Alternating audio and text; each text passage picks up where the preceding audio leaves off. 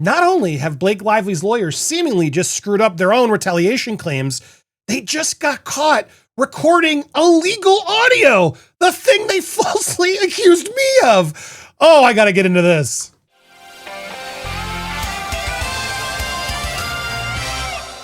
Welcome to Popcorn Planet. I am Andy Signore. As you might recall, Blake Lively's legal team tried to come after me on the docket for saying I illegally recorded, saying it was a criminal act that I recorded their phone call when I clearly said I was on a recorded line and I clearly said I was asking for on the record comment. But they, of course, tried to play victim. Well, the irony of all ironies, it turns out Blake Lively's been using illegal audio to cherry pick quotes against the Wayfarer parties, because of course she is. This one's a doozy. I got to get into this. And then we're also going to talk about retaliation claims that are falling apart, so stay tuned for that. But first, let's get to this is juicy. On Wednesday, Wayfarer asked for evidence submitted by Blake to be unsealed, specifically the audio tape of Steve Sarowitz. Now, as you'll see here in this second paragraph, the materials concern an alleged recording made by the witness of a conversation with defendant Steve Sarowitz without his consent. Plaintiff seeks to seal the audio recording in its entirety, although she purported to selectively quote from it a portion of her inner brief in the public unsealed version she filed with the court. Lively boldly claims she placed the substance of the relevant information from Exhibit 1 in the public record, flatly ignoring that the person recorded was without his consent. Mr. Sarowitz should be allowed to have the entire recording made public to ensure accuracy and provide context. Basically, he's like, no, girl. You're going to try to defame me? Play it all. I'm not asking you to hide that. You don't get to decide what to protect here. You just tried to expose me by cherry picking one piece of that audio. Release it all, girl. Let's hear it all in context. Why are you doing that? Good question. Good on Steve and the team for finally pushing this back. So they also revealed that the recording was taken without his consent. Writing that regarding the declaration, plaintiff seeks to seal information regarding the timing of the meeting and the context of the conversation recorded without Sarowitz's consent. Other than the witness's name and the name of the project the declarant worked on, none of the information reveals identities. So basically the person who recorded it, I guess.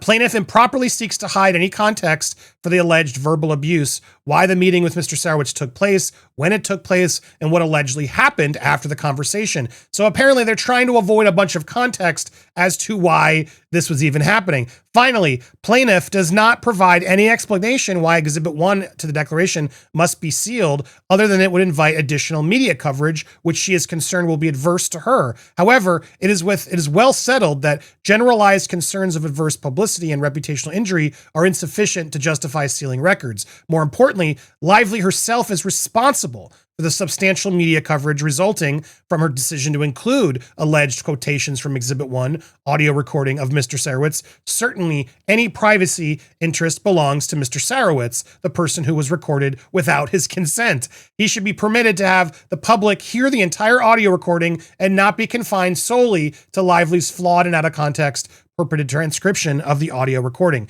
Amen, dude. Amen. Why does she always get to pick and choose what you guys get to see? But then she wants to see everything. That's why I think a lot of people didn't want to give her so much information, because they're not going to be honest about the information. They will make it whatever they want to make it. And that's what's so messed about this whole case. It's been such a waste, so disgusting on so many levels. Anyway, it just keeps going. So now we're learning a separate topic. Let's get into part 2. Blake Lively appears to be moving the goalpost yet again when it comes to the alleged smear campaign. Now, Lively subpoenaed third parties. Investigation form sourced intelligence. It's a joint letter they both filed here, okay?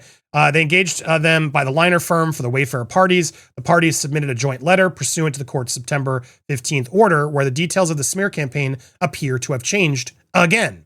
Both sides argue whether information should be compelled, and reasoning we have seen before, what's privileged, what's not, etc. But the timeline aspect is getting the most attention. Page 1, second paragraph, here it is. If you're looking for it. Here, Miss Lively alleges the defendants, Wayfarer Studios, LLC, and certain of its executives, affiliated entities, and public relations professionals, together, the Wayfarer parties, engaged in a retaliatory online smear campaign that began during filming and promotion of the film, It Ends With Us, and continues to this day.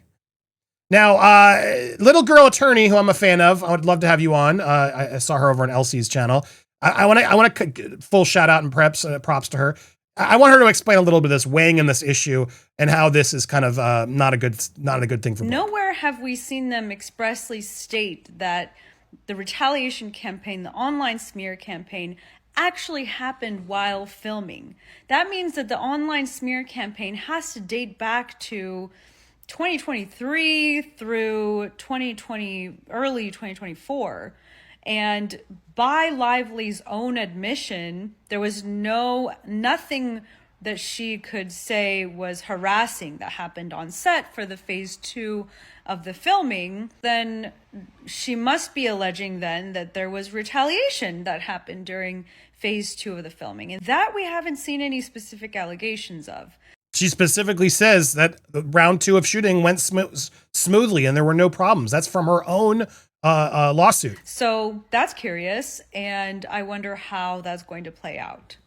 The reason I think they're doing that is because some of us have been talking about how there is a causation issue with the amount of time that has gone by between the allegation of the alleged protected activity, which we're not 100% sure what she's alleging is a protected activity. Is it that January 4th meeting? Is it the 17-point list that was emailed in November? Is it the 30-point list that was orally discussed in the January 4th meeting? What exactly constitutes that alleged protected activity? Great questions. In any case, even if you take the latest one, which would have been in January 2024, she has alleged that the online smear campaign started in August or after August of 2024, which in and of itself is about 8 months of nothing, where she alleges nothing happened, no retaliation happened. She hasn't actually alleged any retaliatory acts that happened between that period of time. Now she's saying that retaliation began while filming. So are you saying that you raised the complaint in January to the Wayfarer parties, and then there was retaliation during phase 2 of the filming, when you also alleged that there was no harassment, there were no problems on set? So what was the retaliation that happened during the filming? She has no idea. That's the problem. She's never had an idea because there wasn't any, and she's constantly fishing for it because she's trying to make one out of thin air, if we're being honest, right? That's what I really think is happening here. This is really wild that she's doing. I mean, so really process that, because this letter kind of changes things when they bring this up 8 months after her alleged protected activity. So yeah, that January 4th meeting or the 17 list of demands, courts want to see retaliation happen pretty soon after the trigger. So 8 months, that's a causation gap that a lawyer could drive a truck through. So this joint letter sort of reveals that in a way. This during filming is really actually her attempting to move the goalposts, a total shift, dragging the timeline back to 2023, early 2024, right into filming, so she can then close the gap and make it easier to argue retaliation later. It's all a legal tactic. So as little girl attorney commented, she's admitted nothing happened during phase 2 of filming.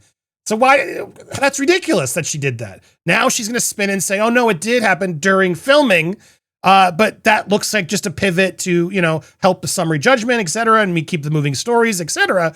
But it just raises the bigger question now of like, if these facts keep changing, how solid was her story in the first place? Like, that's the real reality here, right? All of this is now questionable to me, as it always has been, I think, for a lot of us who are actually following this case as closely as we are. She has just completely bumbled so many things, and she has no idea what happened, and she's been trying to find it, but she's found nothing. And every time she does, she takes it out of context, which we're finding even with the Steve Sarowitz audio. So this is what's so frustrating about it. And I do think at some point, if they don't settle, it is just going to all fall apart and go away. I don't believe for a second Blake and Ryan are going to win this. And the fact that they've put Justin through this, all of us through this, content creators, everything, it's truly shameful. Their egos have exposed them to be people I just can no longer support or even look at. It is entirely frustrating what they've done here. And we will continue to cover it as we always do. In fact, the documentaries still happen. Look, I got a Team Toxic Positivity shirt. You can pick that up and so much more over on the website. Make sure you go to PopcornedPlanetTeam PopcornedPlanetTeam.com. That's where you can get all this information. You can also join, sign up there, go to our store. All the options are up in the top. Click sign up to become a member, check out the merch store, pick out our stores. You can also learn more about It Ends with Justice, which is also there. PopcornPlanet.com is your hub for it all. So check it out. Make sure you're subscribed, hit the subscribe button and hit the bell for all alerts as well.